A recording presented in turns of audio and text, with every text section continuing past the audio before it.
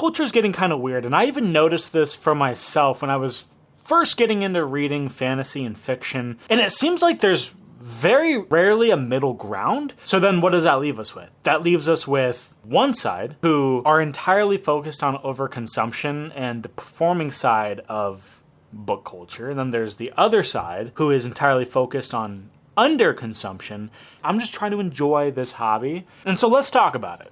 I think the question at hand is like, when did reading stop becoming about reading and start becoming something that we feel this need to perform? And candidly, like, I think, and also just because like my line of work outside of this hobby revolves around social media and creating content for brides and documenting their wedding days and sharing that on social media, we have the capability and we have the ability to not only enjoy a hobby, but also express not just to our friends or our family, but to people who are complete strangers online about our love for this hobby. But then we start going down this rabbit hole of seeing other people enjoying it maybe more than us.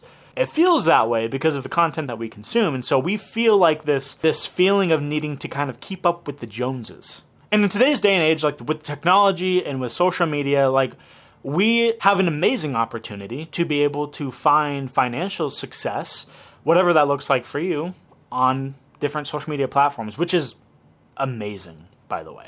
But I've also seen like trends where people just kind of like start taking things a little too far. I myself am super guilty of this. Like, I have a ton, you can't see them, but I have a ton of self-development books up here, but I've collected those and purchased those and read every single one over the last 6 or 7 years. Fantasy and fiction is something that I'm just getting into, and because I fell down the rabbit hole of social media and BookTok and BookTube, I found books that, I mean, that's how I found Mistborn, which is now my favorite trilogy. And I think BookTok has done a really good job of like, it's done a good job of getting a lot of people into reading, and BookTube especially. I have to be super grateful for the fact that it not only, I wouldn't say it got me into reading, but it encouraged me to continue to read, which I think is just as strong of an argument as to why it's not such a bad thing. But I think it's done a really good job of making us book consumers and not book readers. I don't want to speak for everyone though, right? Because this is just my experience and my opinion on what I've observed over the last 8 months from consuming more than my fair share of everyone's content. But one question I asked myself, especially recently, I just finished reading Mistborn Hero of Ages. And dope book, by the way. And when I started reading this, a question that I asked myself is like, am I reading the book because I want to finish it so I can create a video on like talking about it? Or am I reading the book because I've enjoyed the characters and I've enjoyed the story and I just want to really, really just engross myself in this story and then just saturate my thoughts and my being into the world of Mistborn, because you only get to consume these books once, right? And so with this book specifically for me, I asked myself a question. I was like, if like BookTube and just like BookTube and BookTok and this culture of like Goodreads and like tracking the amount of books we've read, if that didn't exist, how would I read this book? And I intentionally read this book slower. So this book took me a month to finish. The first book took me 2 weeks. The second book took me about 3 weeks to finish. And I enjoyed those stories, but this one took me longer because I found myself almost purposefully rereading dialogue and purposefully rereading fight scenes and purposefully rereading these massive character transformation scenes where they come to these realizations.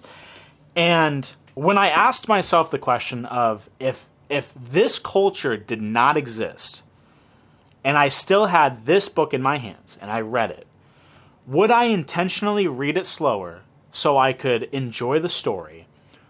Or am I reading it just because I want to finish another book and move myself one step closer to saying I've read X amount of books in a year?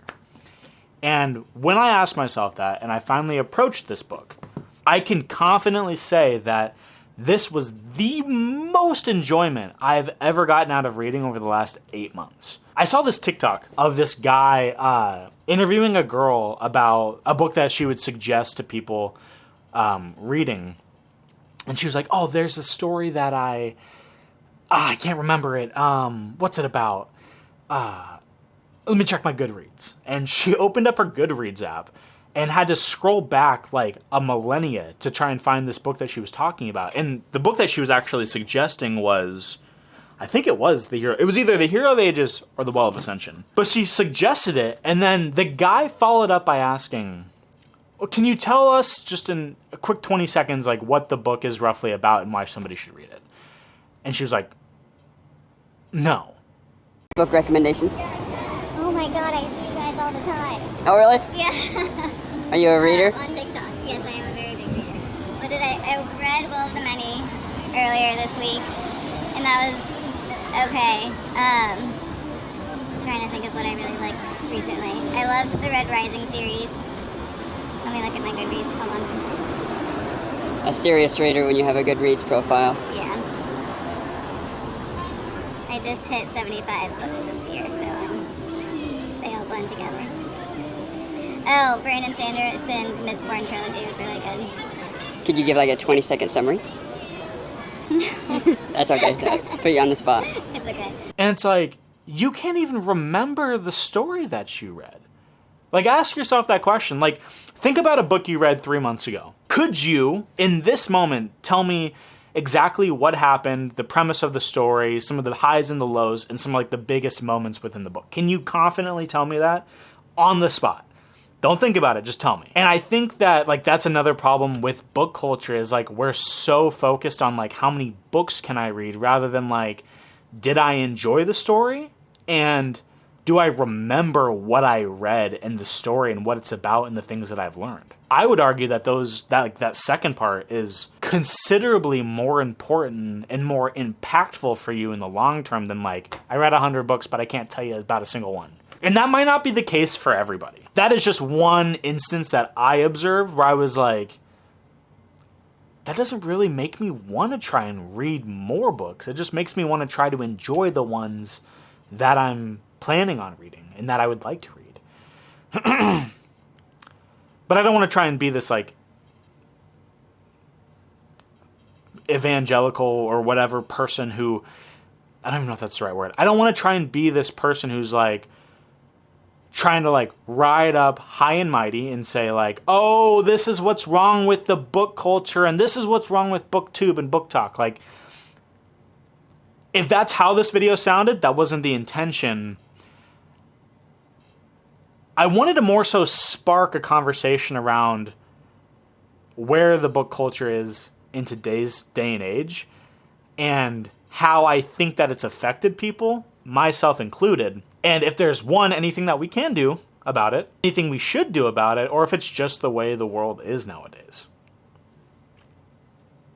So that's where I'm at. Let me know down in the comments if you guys have any thoughts on this and what you guys think about the book culture specifically in 2026 and what you think it's going to look like over the next 5 to 10 years with AI coming in and new authors rising up through the ranks. And if you like this video and you like this discussion, giving the video a like is the easiest way to show your support. So thank you guys so much for watching, and I will see you guys in the next video.